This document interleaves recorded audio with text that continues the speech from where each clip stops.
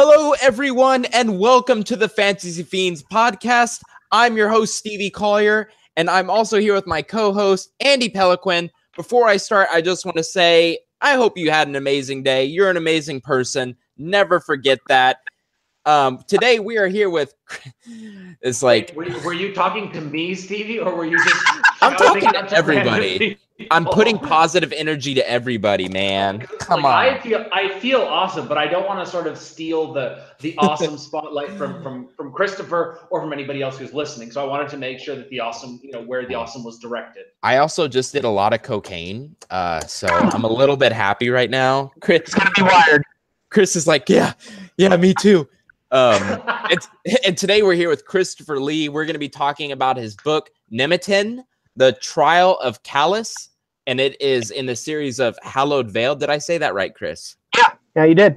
Okay, great. So we're going to be talking about that later on the episode. So as everybody knows, I like to start the episode with, what is some cool shiz that happened to you this week? Andy, do you want to go first, my brother? I've been so busy being sick and trying not to die that I haven't had time for cool. I kind of got sick on Monday, and it was pretty bad yesterday. As you can see, for the first time in my life ever, I'm wearing a scarf. I thought you were. My wife knows that when I pull out the scarf, it means I've got like a terrible sore throat, or when I put my sweater on, I'm super sick. I was actually wearing a sweater and a jacket the other day. That's how sick I was. Are you like is it a Deadpool scarf? No, it's just a regular scarf.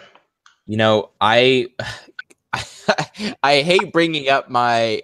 Anyway, okay, there was this person in my life in the past, and when I would wear a scarf, she would get onto me, literally, like, take that thing off. You're not in France anymore. I'm like, these are popular. These are stylish. And I would wear it. They make me feel good. They make me feel good. This is a funny story. I have two. I bought them both in France, so I'm a big scarf person. I don't know if I pull them off, though. Andy, you look good, but you're also tall, so you're also like a, friggin' Hagrid. It makes me look like I have a super short neck and very large shoulders. You look like that turtle guy from that Mr. What was that movie? Turtle.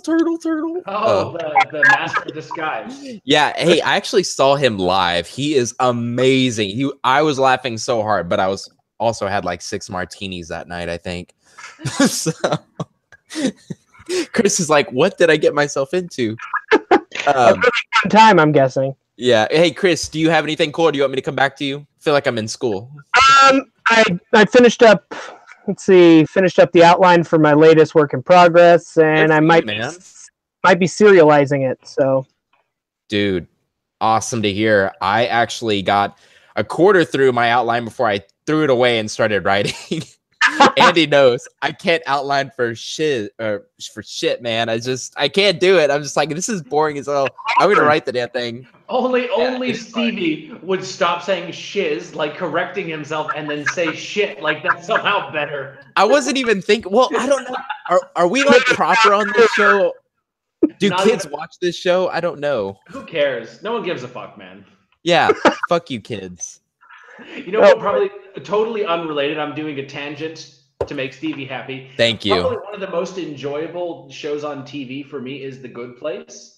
It's basically the show about this fictional version of heaven or hell or whatever, and the characters can't swear, and so the writers have found some amazingly creative ways to swear without swearing. Like they say shirt instead of shit, or fork instead of fuck. And the main character, is this foul-mouthed person who goes on this rant with like 5 or 10 curse words. None of them are actual curse words, like forking shirt. And it's just so funny to hear it because it's so sanitized, yet everybody knows exactly what the character is saying. It reminds me of South Park, where Cartman has like the electrifier in him, and every time he cusses, he gets fried. Oh, I used to love that until my mom found out what I was watching when I was like 12. That's awesome. Speaking of outlining, yes. I basically totally overhauled the outline for the book 6 of my Hero of Darkness series. I had sort of this nice, placid, pleasant, sort of fever dreamish story, and then I was like, wait a minute, it would be so much cooler if basically Guy woke up and in the first 1,000 words or so, he sees someone literally ripped apart like an energy magic weapon. Oh, And I was like, that's what I'm going with. Yeah.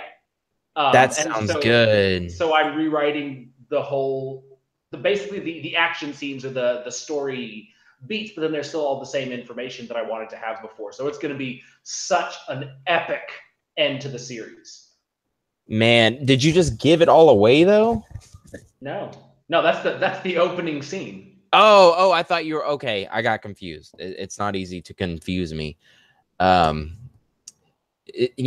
tried the outline, but it was Stephen King who said that writing the last line of a book is like ruining like the story. So for him and me, it's just like we sit down and we're excited to write because like we don't know what's gonna happen.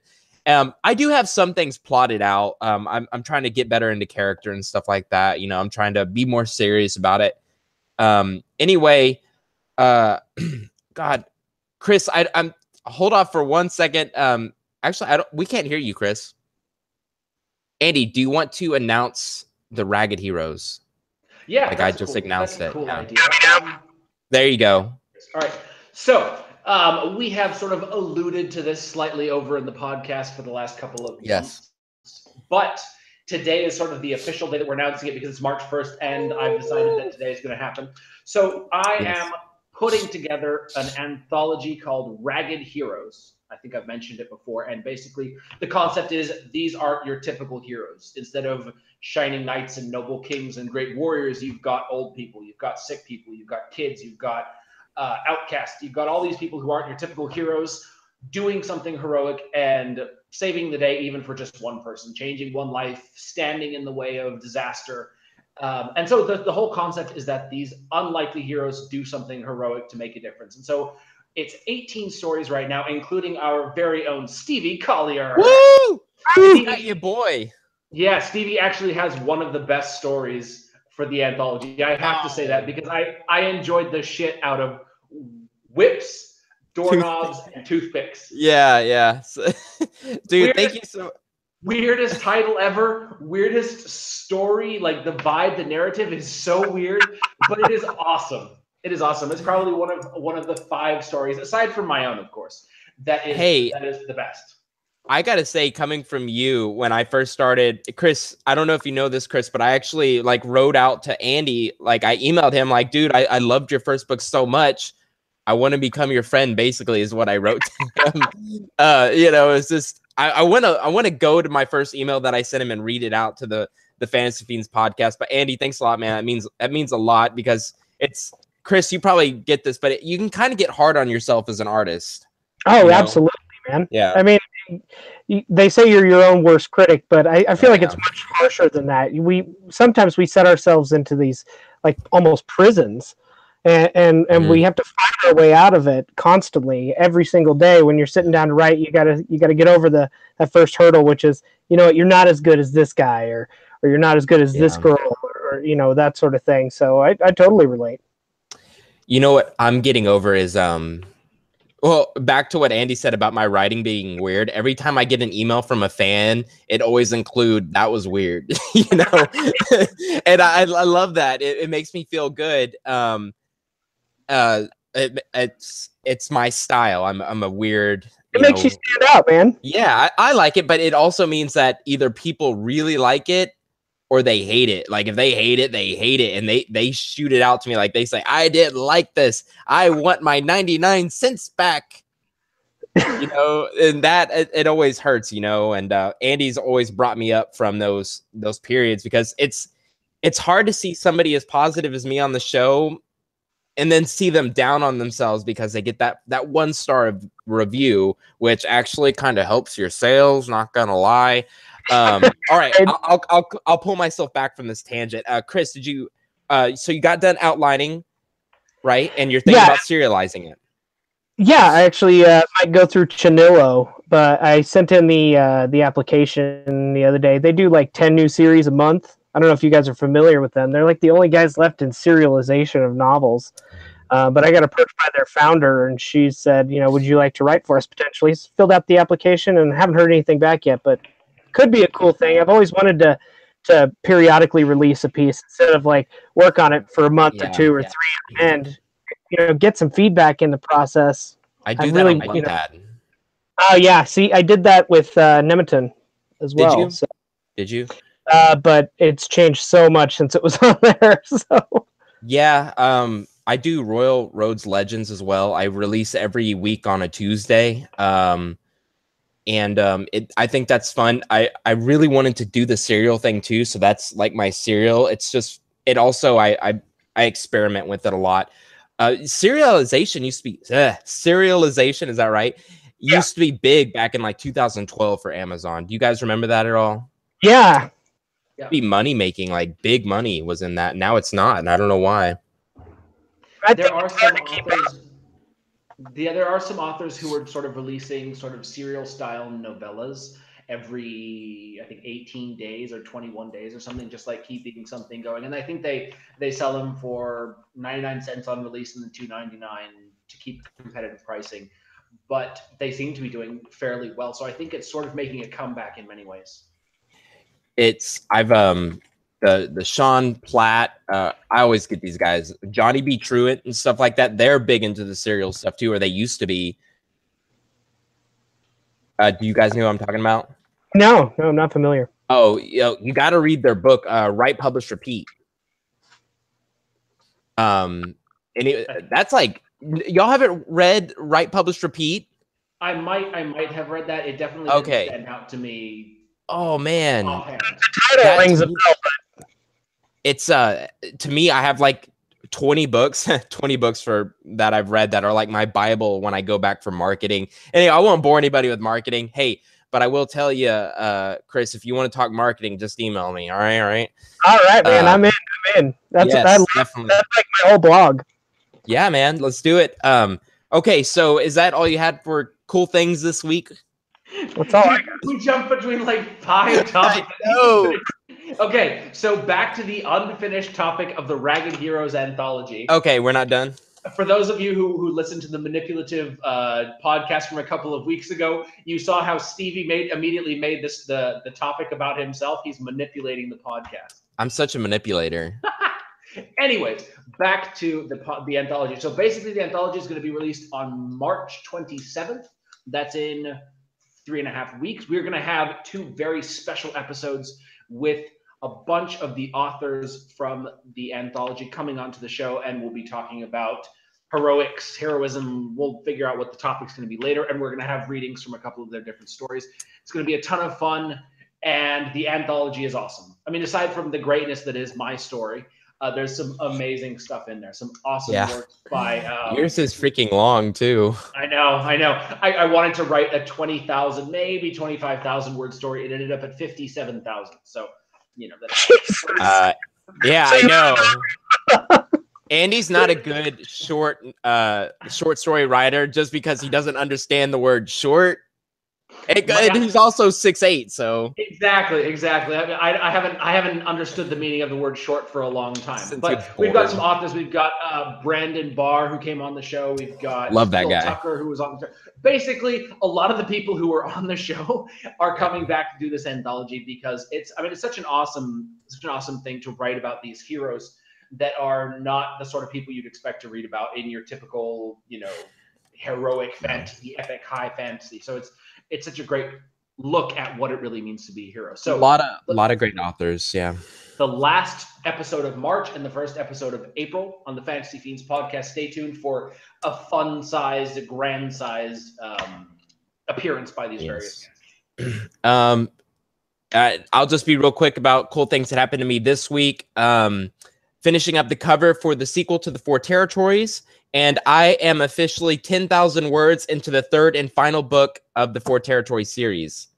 Wow. So, yes. And already I can, Chris, I don't know if you know this, but, if you could just go back and look at your old stuff and then what you're writing now, you're like, wow, I've improved so much. That's me. And we actually can't hear you, Chris. And one final thing, I am going on a date with a foxy senorita tomorrow. And please, everybody, wish me luck. I've been on a date in 5.5 years, so I'm just like, what do you talk about? Do you like dragons? Do you like swords? Do you like fantasy? She might run away. I think you're going to be fine. Just be you. Just be me? You'll be fine. You sure? Don't try to be anything else. That's just going to end up poorly. Trust me. Because then you have to keep that up. You know, you have to like be that person every time. She can't tell face value red in date number 1. It's not worth it, man. You're so. Are you seeing anybody? I'm married. Oh, darn it. Sorry, Stevie. He's married. Yeah. Okay. Ha ha ha. You guys are so funny. All right. So, do we have a word of the day? Andy? You know what? The word of the day, I want to give credit to Christopher, our guest, for this word. The word is nemeton. Because it's such an awesome word that I knew I'd heard it before. When it's the title of his book, Nemeton, and I knew I'd heard it before, but then I couldn't place it, and then I Googled it. Do you want to tell them what it is, Christopher? Nemeton is actually. Can you guys hear me still? This microphone's giving me hell, huh? So the title of the book is Nemeton, and what a nemeton was back in the old Celtic religion, and this is specifically Druidic religion, was a sacred grove of trees, usually oak trees or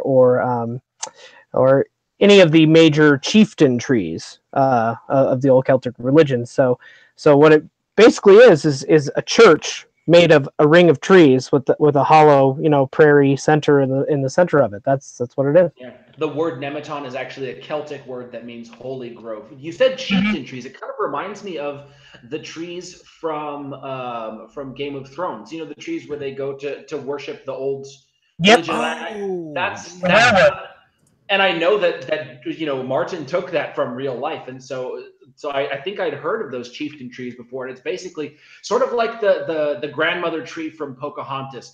These ancient trees seen as ancestors or revered elders is one of the oldest aspects of sort of not nature worship, but worship or beliefs or religions that involved an aspect of nature. Mm-hmm. Yeah, it's an interesting concept too. The fact that we've taken it from this old, very very old, which is probably older than the Druids themselves, sacred holy ground, being of just trees, and then we've taken those trees and we've reshaped them now, and taken rocks as well. Rocks had a very specific part of the nemeton too. There's a ring of rocks also within some nemetons as well.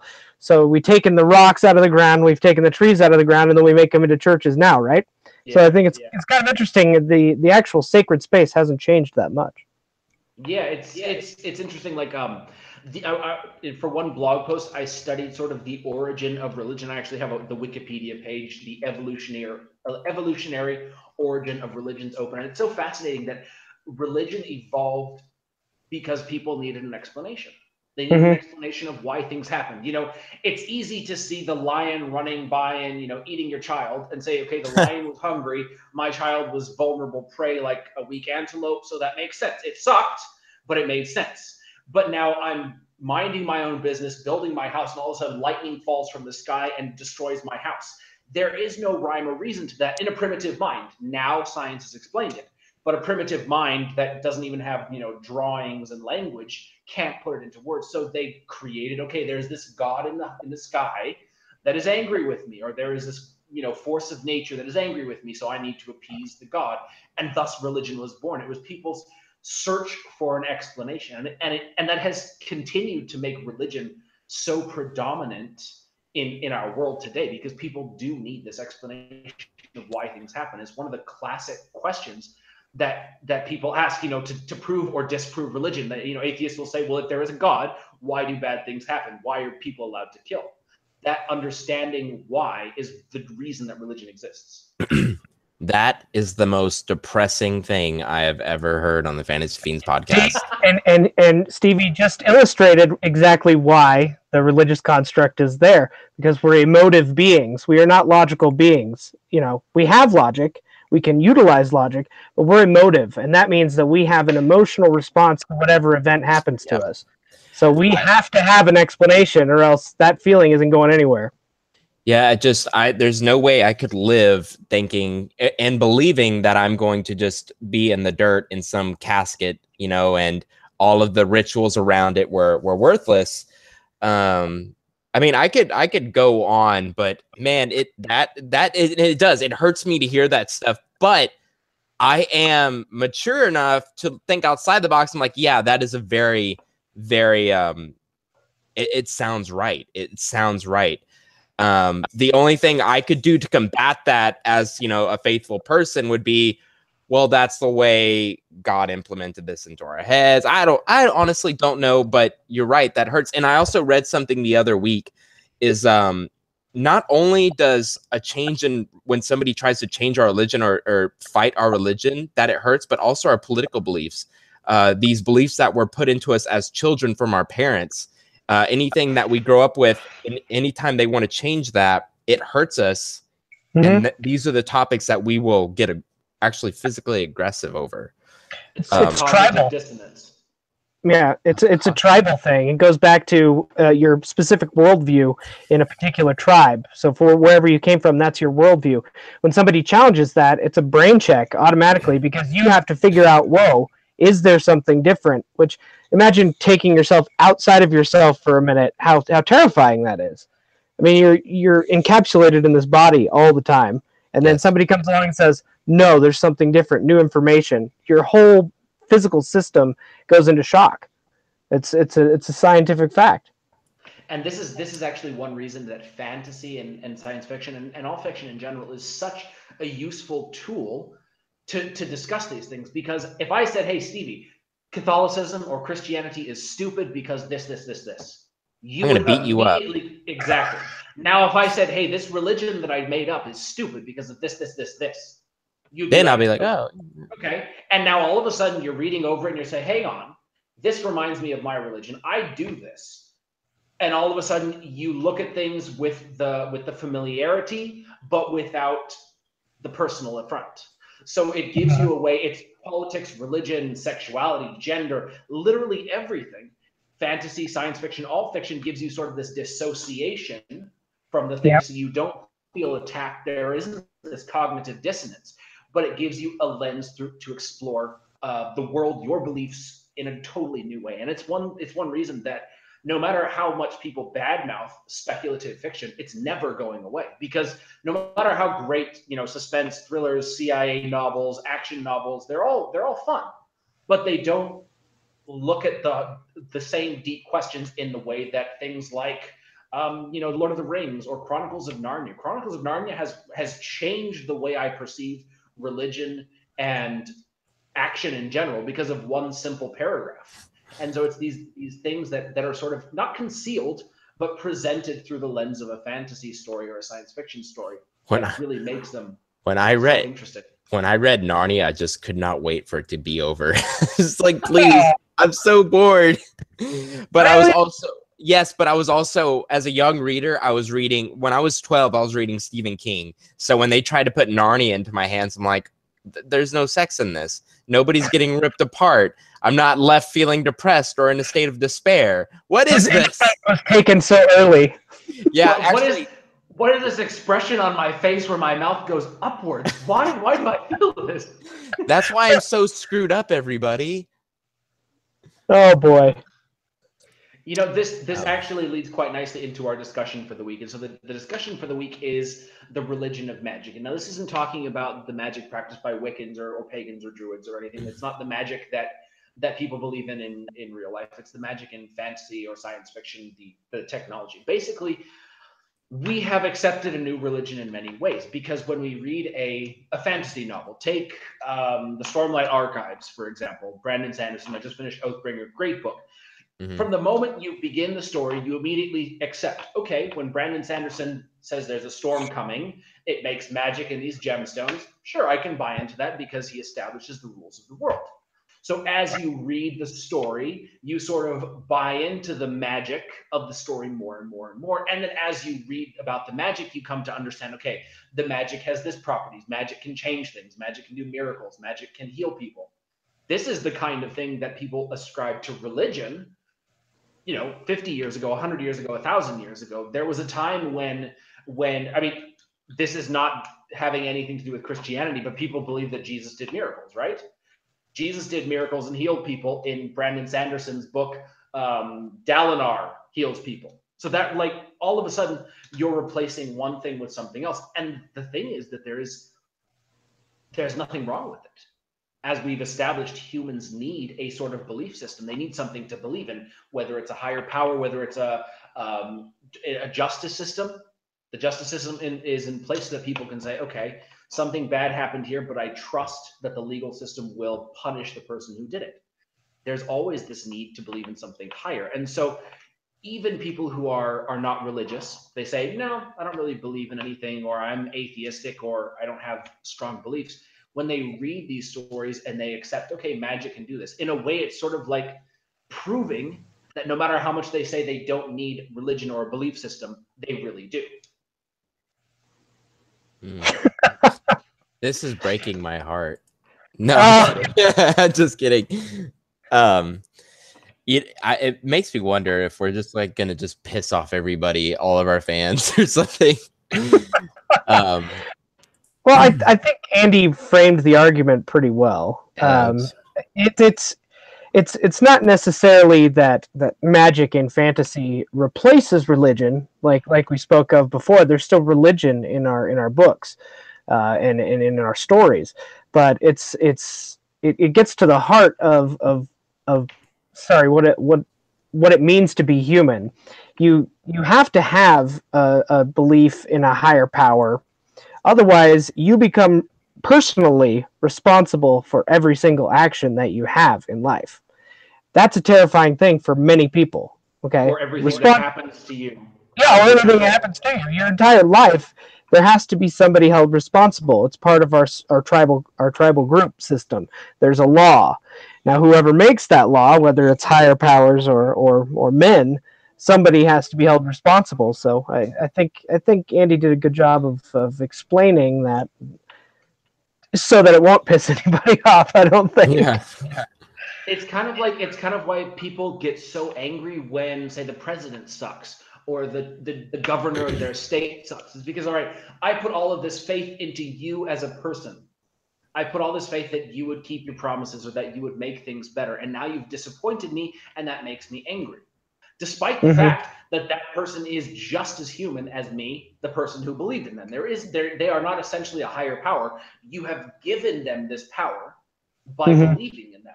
And so it, like I said, it illustrates humans' need for a belief system of some sort, be it religion, be it politics, be it sports. Wearing the same pair of underwear every time your team plays on TV is somehow going to make them win. You need some sort of something to believe in. Who told you about that? I can smell it from here. Oh, thank you. Well, it goes back to trust too. In order to utilize the magical systems in these fantasy novels, they have to have a certain level of trust that it's going to work. I mean, in some cases, and in some fantasy stories, the magic is so dangerous that if you don't have any kind of belief system in it, you're just going to fail. I mean, most of it's garnered and created on intent. So if you don't have the trust to build that intention to cast, say, a particular thing, or if you don't have the knowledge, then you're gonna be up shit creek. Yeah, and what's interesting is that so many magic systems are based off of religious or belief systems. Taking for example the magic system of the earth, water, air, fire, all the elements. That's pretty classic Wicca. The Wiccans believe that the four winds and the elements, they have this power. You look at almost any magic system, and it's either based on sort of divine power, the cleric powers, or the gods, or you've got the forces of nature, magnetism. A lot of magic systems are used almost in place of magnetism, where you can say, okay, I have telekinesis to lift things, but if you wanted to just use magnetism to explain it, you could explain it pretty easily. So we haven't really taken out religion. There's a lot of people who say, oh, the modern Westerner has left religion behind and life is worse because of it. In many ways, we've just found sort of substitutions for it. We still believe in things. They just have a different name or a different face or a different structure than we're used to. So it's not to add on to what you said. That was too smart for me to add on to. Just kidding. But it's something I want to say before I forget, and that is I've discussed it on the show before, and that is, as a fantasy author, I'm a very Christian person. I definitely, I believe with my entire heart. Well, not entire, you can't do that. You know, that's why we have faith. But I believe that there is a God, and that, you know, I am one with the universe, and that when I die, I have this other entity that will rise to heaven. And so in that, I have a very hard time creating religions within my books because I feel it is a slight against God. Now I want to announce that for this book series that I'm writing with my brother, who is a paleontologist, it will be in a dinosaur world, that I'm going to create a religion for it. And I feel good about it. I'm very, what's the word? I'm secure in my religion enough that I know people won't start following this religion, and that it is a work of art and it's just fantasy. So I will be creating a new religion for the first time in my third trilogy. So, you know, one thing that Brandon Barr, one of our first guests, said quite eloquently was that the religions he created in fantasy sort of give him a way to express his personal faith. And when I first wrote Blade of the Destroyer, you read it, Stevie, where the hunter, the main character, says, you know, humans created gods, and that's something that I firmly believe in. Like I said, I did research on sort of the evolution of religion, and we created these gods, these belief systems, to give us an explanation. But the character doesn't say absolutely not. Gods are real. Gods are real. He says, okay, that's fine. Maybe we did, but people need that. People need something to give them an explanation to help them cope with the shit that happens to them. And in the fifth book that I just finished writing, now it comes up again, where he finds out that a lot of the things that people believe is established truth were actually lies. And so he's sort of shocked by it. But then he meets one of the characters in the book. Her whole life has revolved around her religion, her religious beliefs. And so at the end of the book, he doesn't shatter her belief system. He says, you know, he sort of gives her what she needs to be happy. And that's one thing where religion in many ways, or belief systems in many ways, makes the world a better place. It's why so many of us have these belief systems, whether we name them Christianity, Catholicism, Buddhism, whatever, or we just have our own silent belief system that we don't really say out loud or share. We all need something, and it does make things a little bit easier to deal with. And so, the whole purpose of this discussion was to say, no matter what you believe in, having faith in something is so important, is so fundamental to being human.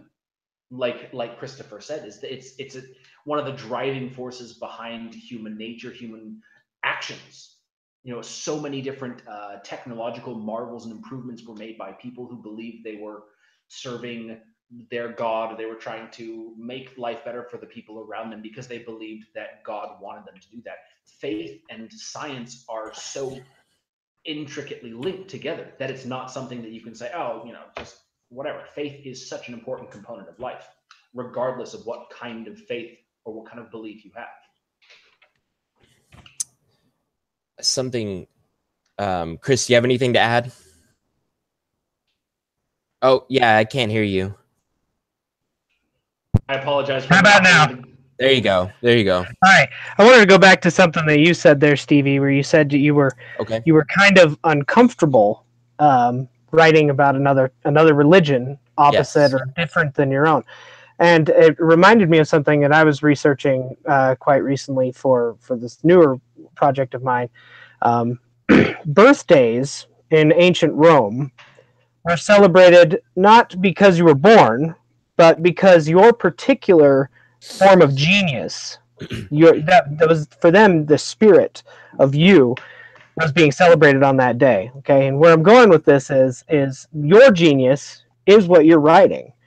Okay, so if God put that spirit in you and chose that for you, then why would he give you the idea to write about this other religion if it wasn't part of your path? You know, I'm just saying, I don't think I would be so timid to deny what that gift is that you have.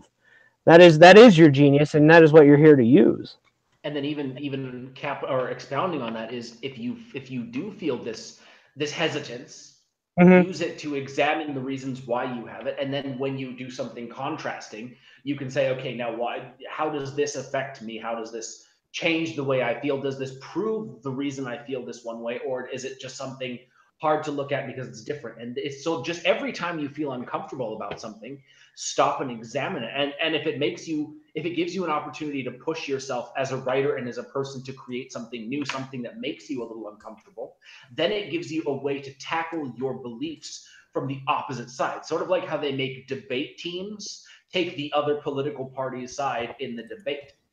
When you write this new religion, look at it from, okay, now I've believed one way all my life. I'm going to now shut off that part of my brain and try to expand it and look at it from the other side of things. And then when you sort of go back to your normal way of thinking, you will have expanded your brain and you'll be able to say, okay, you know what? This is really valid. This is also really valid.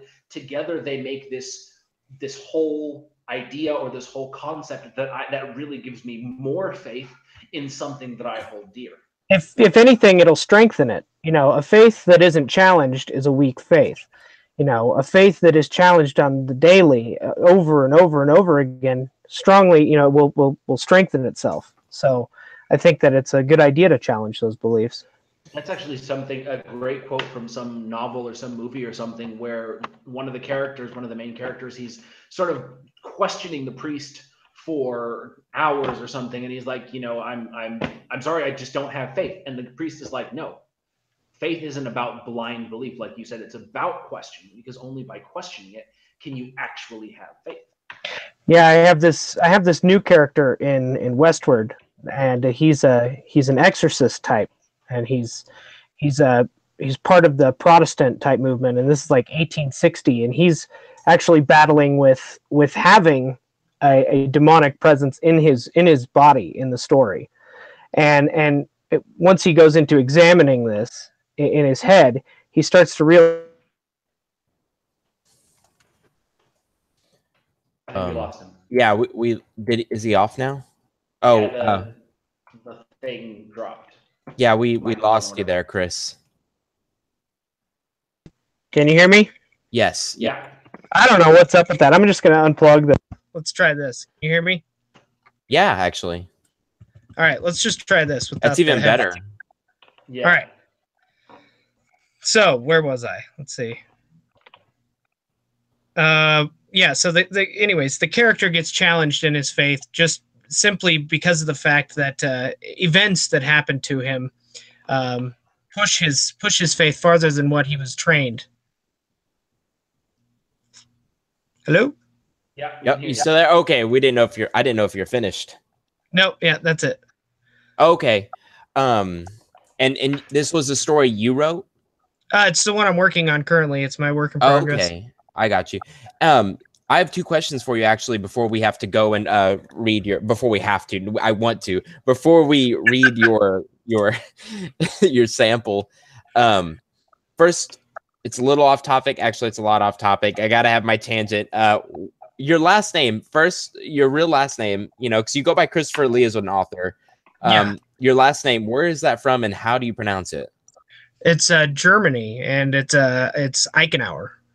Eichenauer. That's so cool. I love that. It translates into strong oak. I wish cool. You know what my last name means? It means necklace. So you're a strong oak, and I'm a necklace. Love it. Love maybe it. You're an enchanted necklace. Yes, there you go. We'll just put a little fantasy twist on it. A little pixie dust on there. I'm the enchanted necklace from World of Warcraft. And the other question was, and if you don't want to talk about it, that's fine, but you said you had spiritual experiences before that have changed you or that have influenced you in a way. Yeah, I mean, I think we all have them.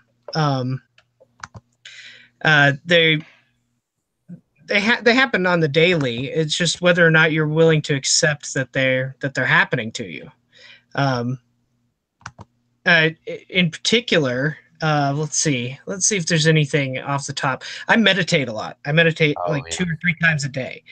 And when you develop a practice like that, slowly your senses start to change to what you're more sensitive to in the world. And you can call it your inner self speaking to you. But once you get past like 45 minutes of meditation, you start to see things. If you have your eyes closed, you'll start to basically, some people call it visualization, other people call it messages from the beyond. Whatever it is, it's a deeply spiritual experience, and I have those pretty regularly. But growing up, I grew up evangelical and Methodist. And there was a healthy belief in our first church, our first evangelical church, in demonic possession, demons, and such. So much so that at one point I even had some pastors come over to the house and pray over my room. Did we lose him again? I think so. Where are you, Chris? We can see it, we can't hear I read his lips. I'm right here. Poor Chris. That was such an interesting thing you were saying too, and then you just left us on suspense. Yes, we can hear you. I don't know what's going on. All right, so when I was a kid, there was an experience that my family had that led them to believe, because of the way that the church was, that there was something spiritually attacking me.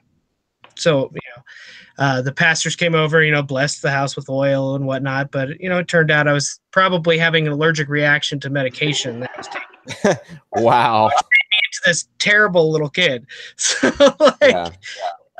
but in an experience like that, or growing up with a worldview like that, I've never really been of the belief that there isn't a spiritual element to the world.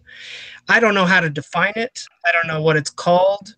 I don't know if somebody in India is right or if somebody here is right. I think we're all kind of marching the same line up a different part of the hill. So we have to, right? We're all gonna. We got no choice. So, yeah.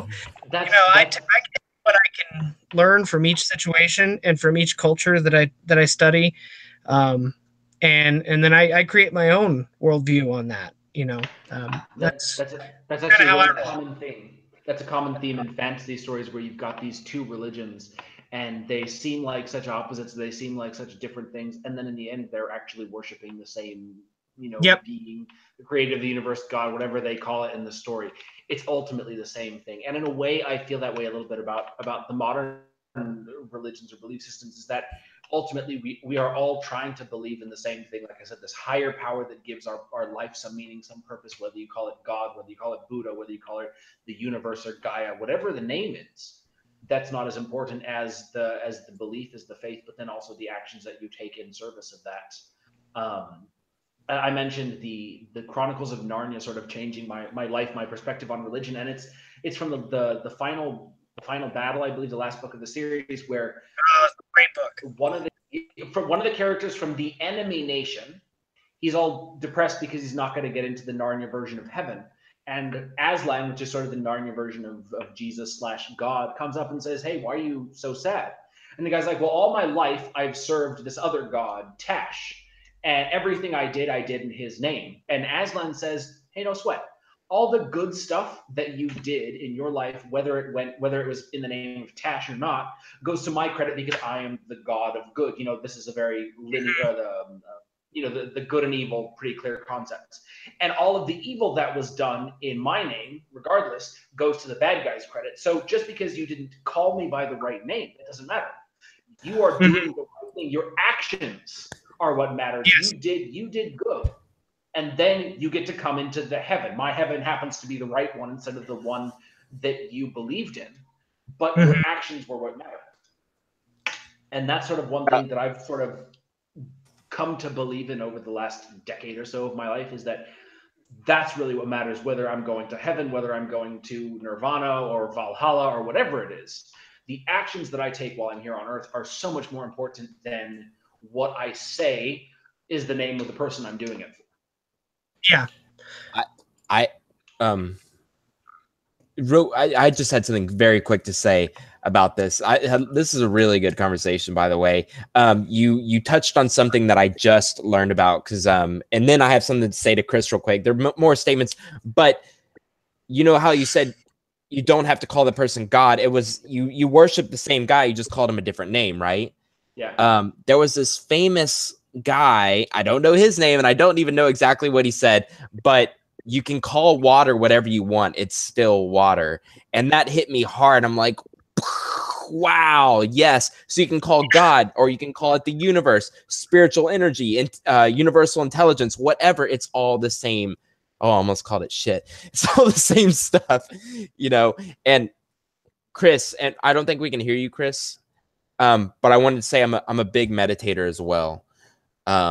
I do 15, 20 minutes a day, and I can't get to where you have been with the 40 minutes. I'd like to one day, but I've had some freaky experiences with 15 minutes. And then my bell goes off and it freaks me out because I'm like in a moment. You know, that's the worst part, because I have like this meditation timer and it goes off and it's real loud. Yeah. Scares me every time.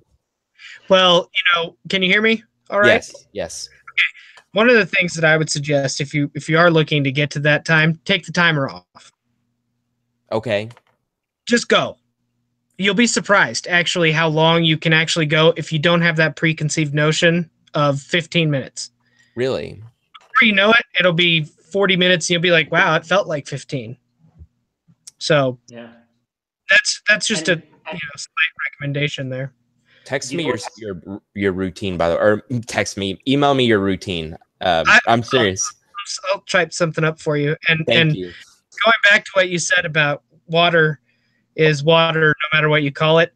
The chances are that if there is, this higher intelligence, this spiritual power, it doesn't care what we call it. Most likely, it doesn't care. What we're talking about is probably so far beneath where we're supposed to be going as humans, that I think that it's at this point probably trivial what we call it. Yeah. The name is far less important than sort of what you do in service of that name. Yes. Well, I guess we should go on. Man, such a good topic. I love talking religion. I never get offended. I mean, the worst thing you can say to someone is it doesn't exist. And you're like, okay, thank you. You could bring up evolution, but it's always a really interesting topic for me. I love, especially when it comes to fantasy writing. It's just amazing. I am so blessed to be a fantasy author and a full-time fantasy author. Hashtag blessed. Yeah, I just did that, Andy. Probably one of the best things to say about religion or belief system comes from the Bible, and Jesus said, "By their fruits you shall know them." So if it's something, if it makes you a better person, if it makes the world around you a better place, then that could be the right thing for you. Maybe it's not the best thing because there's something better that we don't know about. Maybe the flying spaghetti monster is the one that we should all be worshiping. But if it produces the good fruit, your meditation, Stevie, Christians, staunch evangelical Christians or staunch Christians consider meditation to be, a gateway. Exactly. And it's so anti-Christian to meditate, but Christians call it communion with Jesus or prayer time or whatever, and so everyone's doing the same thing the heck with their own names. And so by the fruits, you think that meditation makes you better. Yeah. You've got meditation. Meditation is now a part of your personal belief, your personal faith. It has nothing to do with your religion, but it is your belief and your faith that makes it effective. Meditate. Okay. Meditation is bad. That's insane. That's too much. That is so funny. Look up like super staunch conservative Christians and their talks about meditation. And we're talking like the classic Eastern religion types of meditations, with the ohms and the chants and all of that. That's the kind of stuff that they'll be like, son, you're going to hell for that. No offense to anybody out there, but Bible thumpers are the worst. In my opinion, like even I just like, dude, you're just being a damn prude. Have a beer. Or really You know anything thumpers. what? They haven't read the whole thing, he said. That's a good Oh, one. yeah. Basically, anyone who is so staunch in their devotion to their belief system that they can't accept others' belief systems or consider other belief systems is someone that is producing the wrong fruit in so many terms. Because it's like, okay, I think, can't be my Chris, we friend. can't hear you, by the way. He's frozen. I'm sorry, Andy, go ahead. No, it's that thing of, it's sort of like how Republicans and Democrats cannot consider the other people's point of view because it is not their political party. Same thing with religion. If so many staunch believers, whether it's Christianity or Wicca or Druidism or whatever it is, they believe in these things and they are the only true religion and nothing else is possible to be better or have any value, that's when it is producing the wrong fruit. When your religion makes you better or your belief system makes you better, it opens you up to other people. It makes you more willing to consider other point of views. That's when it's something that is edifying. And according to the Bible, you're supposed to find things that edify you. Yeah, I agree. And when you're in the mindset that you were just speaking about, Andy, you're living in a fear-based mindset. So you're not going to want to accept anything else is real because you're secure. There's a difference between security and freedom. Okay, you have to choose one or the other in life. Okay, and a lot of people will choose security because they're afraid of what else is out there. Yeah, they live in that fear all the time. Yeah. All right, I think we're going to completely run out of time, and we're not going to have any time to read your book, Chris. First of all, I have to say, great choice of pen name. You, Christopher Lee, is one of the greatest actors of the 20th century. Count Dooku. How could you not choose a better pen name? I love Count Dooku. It's my middle name too, so I just kind of did it. Although you're probably never going to be found on Amazon. I mean, on Google searches, because Christopher Lee is like, you know, did you see the list of things that he did in his lifetime? That guy was insane. Well, not only that, when I set up my Goodreads profile, there was 27 other Christopher Lees. Oh no. Oh no, Mike. Yeah, okay, just give me something to shoot for. Yeah, definitely. Do you want to hear some of the things that Christopher Lee did in his lifetime? It is insane. A metal band. He had a metal album or two. Yeah. Dracula. Yeah. Dracula, Sherlock Holmes, Mycroft Holmes. I mean, this guy was like, he did it all. He was amazing, and he was Sir Christopher Holmes. So, sorry, Christopher Lee. Was he in a James Bond movie? Because it looks like he's holding a golden gun. I think he was. He was? Okay. The golden gun can... I don't know if you guys know this, but if you get shot in the pinky with a golden gun, you're dead. Get it? I don't know if y'all played N64. Yes. Yeah. Yes. The golden gun was the most powerful. Yeah. The golden gun. So we don't have time to do the reading, Andy? No, but do it quickly because I've got to run off. Okay. All right. So, hey, Chris, how about I do the narration and you just read everybody's character since you know them? Okay. All right. Is there only two? There's only two in this scene. Oh, well, I can do one. Is the druid a man? Or we don't know? Chris? Oh, can't hear him. Maybe we shouldn't try to do the reading. Oh my God, I don't know what's going on. Do you want me to read it real quick? Sure, if you want. Yeah, so, okay. I'm going to try my very best. Okay. Is it Madden? Madden? Madon? Okay. All right, here I go. Madon heard the door close. His lies cut at his heart like the edge of a razor. The chilly scents filled the room came not from the windy seas outside his window. It came from the sudden entrance of an unwelcome and unseen visitor, a visitor that Madon feared despite their long acquaintance. From out of the shadows a druid appeared. His robes were white, and he bore the mark of the oak upon his cowl. Madon was unshaken by the sudden appearance. This was not the first time the druid invaded his studies, but it would be the last time. The druid had gotten the better of him for the better part of a decade, but not this time. It is time, the voice of the druid cut through him. A moment, Madon replied, hoping to stall the inevitable. Madon scrambled through the parchment on his desk. Do not stall. The apostates must be dealt with swiftly. Madon hated this part. Each time he handed over the information that led to the capture of a child somewhere in the world, oh, geez, he could feel the heartache of the parents. He had done it countless times over 300 years. Every time he did, he experienced another part of his soul darken. Must they all be put to the sword? He paused. Could we not cleanse them? The druid walked towards him. You know the law. What good does cleansing do against a line that has proven resistance to the curse?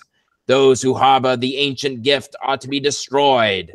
It has been this way for ages. The public holds no love for these abominations. You were a man, Madon posited. The Nemetans saw fit to give you the gift. A gift given by the law. These magic-born are not bound by the same laws as I. They are a danger to peace and all who prosper from it. Madon knew the druid was making the proper moral judgment. His own feelings were clouding his judgment. He had spent so much time and effort locating and preparing for this that he had formed a bond with the tribe. Even though he'd never met one, he was absurdly curious about them. Could we not learn from them? The key to their immunity lies in their blood. Perhaps we could study it. Madon could tell he struck a nerve with the druid by the silence that followed. You've discovered something? Inquired the druid. Madon retrieved his daughter's research journal and handed it to the druid. The man thumbed through the pages. I believe the apostates come from a single bloodline. With work, we can isolate the immunity, and eventually the abominations will cease manifesting in the entire population. Within 4 generations, we can eradicate the race of magical men. The druid met his eyes with a confusing glare. Madon was certain this information would please Nemeton. No one else has seen this research? Asked the druid. No eyes but mine, your grace, replied Madon. The druid closed the journal and placed it within the folds of his robes. He went to the window and stared out upon the crashing sea below. Madon could sense his heartbeat return to a normal rhythm. He felt a great victory wash over him. This finding may have just secured the lives of the 13th tribe, at least long enough for him to finish his research. Madon breathed a sigh of relief. Midsummer's Eve will soon be upon us, Sopher. The Nemeton demands tribute for the great and the ancient rite of conclave. You will hold up your end of the bargain, or your pretty little daughter will be cast as tribute as the Nemeton demands. She is not to be harmed, Madame barked, pounding his fist against the table. None of my people are to be a part of this. Hold your word true, and I shall eliminate the need for a sacrifice from Acropolis. Madon suffered as panic crept within him. Conclave, he mouthed. If I do what you ask and you find the apostates, you will exclude my people, my daughter, from your barbarity. The druid nodded with his darkened hood. What will you tell the Nemeton? If we do not submit tribute, they will take who they wish by force, said Madon. What I tell them is not your concern, bookkeeper, replied the druid. You must tell me how you will convince the council, Madon barked like a maddened dog. The druid lost his patience with Madon. A hand wreathed in flame, emerged from within white robes. His skin glowed with a fiery bluish-green hue. Madon felt the power of the druid grip his body before being thrown across the room. Madon struggled as the force of the blow kept him pressed against one of his ash wood bookshelves. The druid walked forward towards him. Madon struggled to get words out. The Nemeton will not the Nemeton will not stand for such blatant disregard. They will hear of your involvement. I will make sure they know of our dealings. The druid grinned and let a chuckle loose. His insidious laughter turned to anger. I am the Nemeton, the druid proclaimed. They will do nothing because I have blinded them. Their focus has shifted to much larger problems. problems you cannot comprehend. The druid raised his hand, revealing dark yellow eyes beneath his hooded cowl. His face tensed as he smiled, revealing veins coursing with an archaic dark energy. The Nemos, is this him? Yeah. The Nemos cry out for a sacrifice to the ancient grove. One soul shall be given to her will, to keep order and keep the balance of her creation. Word has already been sent to every corner of the earth. All under the age of 25 who hold noble blood are subject to the call of sacrifice. All must be present themselves in the Whispering Hills or suffer the same fate as Atum. They will be selected for the trial at the Midsummer Festival, and youthful blood will be shed to secure our survival, as it must be. He paused. There will be no other course of action, Sofa. You will give me what was promised, and your daughter will be exempt. He paused and grinned. Do I have your cooperation? Madon nodded. The druid released his hold upon the aging Seraphim, Yep. and turned his back. Madon lay choking on the floor, his eyes slowly regaining focus. As he came to, he could see a black feather floating from the balcony above. Madon rose to his feet and snatched the feather, enclosing it in the folds of his robes. So mote it be, said Madon. I do not do this for the Nematon, but for my daughter's safety, for the freedom of my people from your barbaric institution. You're a little better than the demon kings of old. Is that so? Tell me, Sofa. Andy, do I have time to finish? It's long. Don't worry about it, man. Okay. Is Andy still here with us? Yes, I am. I've just been given the red light. Oh, okay. Well, I'll go ahead and end it. That was awesome. I hope I did gave it justice, Chris. Yeah, we should probably have you read all of the stories every time, Stevie, because that was awesomely dramatic. Oh, thank you. My throat hurts from the druid. Okay, Chris, where can we find you, man? Excellent work, by the way. You know what? Twitter, Facebook, Instagram. I've got a website, ChristopherLeeAuthor.com. That's where my blog is. And you can find me on all the social media from there as well. Okay, I'm going there now. Very cool. Yep, I found you. Okay, great. Andy, who do we have next week? We have a person who is very cool. Who I Woo! cannot remember offhand. That sounds awesome. Well, I look forward to it. Sort of a last-minute cancellation, so we had to switch things up. But it's going to be an awesome guest. Oh, I think we've got Ben Hale. We've been switching him around for like 2 months, so hopefully he'll be on next week. Nice. Okay, well, I'll go ahead and end it. Chris, thank you so much. It's been an honor having you on the show. Thank you. Great convo. Yes, yeah. I hope you enjoyed yourself. It was this is one of our longer episodes, so we definitely enjoyed our time. All right, I'm going to go ahead and end it here. Guys, if you're watching on YouTube, please like and subscribe. We would love you so much if you did that. That helps us out tremendously. If you are listening to this podcast, please consider leaving us a review. That also helps us out so much.